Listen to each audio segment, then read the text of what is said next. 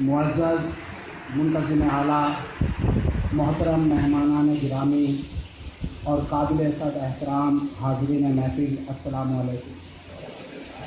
منتظمین تقریب صدہ مبارکباد کے مستحق ہیں کہ انہوں نے موسیقی کے حوالے سے مظفر گڑھ کی پہچان سر سنگیت کے بے تاج بادشاہ جناب شوکت علی صاحب مرحوم و مغفور کی خدمت کو سراہتے ہوئے انہیں خراج عقیدت پیش کرنے کے لیے یہ تقریب یاد وفا منعقد کی۔ شوکت علی صاحب میرے بہت ہی پیارے دوست تھے، اللہ تعالیٰ انہیں جنت الفردوس میں جگہ عطا فرمائے۔ وہ حساس جذبوں کے مالک ایک خوبصورت انسان تھے۔ ہم دونوں ایک ہی ادارے میں 29 سال تک کام کرتے رہے۔ ان کی قربت نے مجھے بھی کن رسیہ بنا دیا اور مجھ میں بھی اچھی موسیقی سننے کا ذوق پیدا ہو گیا۔ شوکت علی صاحب ایک کثیر الجہاد شخصیت کے مالک تھے۔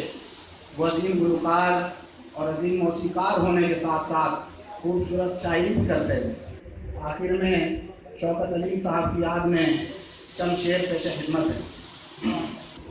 تیری یادوں کا منظر روبرو ہے، تیری یادوں کا منظر روبرو ہے کہ تنہائی ہماری سرخرو ہے۔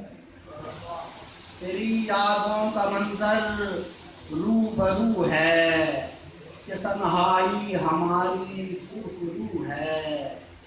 اسے میں ہجر سمجھوں وصل سمجھوں، اسے میں ہجر سمجھوں وصل سمجھوں، دکھائی بھی نہ دے اور چار سو ہے۔